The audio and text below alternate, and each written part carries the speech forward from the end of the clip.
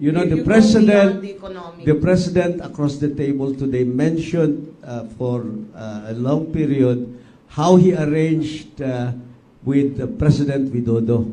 And he invited the Sultan also to come up with the same arrangement.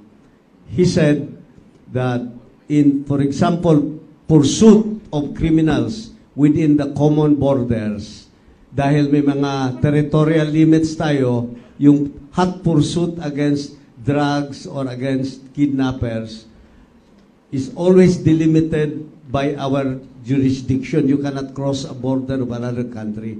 He said, I have already agreed with President Widodo that they can come into our territory in hot pursuit, provided we are just merely informed. And he invited also the Sultan that the same kind of arrangement we can pursue, and this will be given to our respective officials.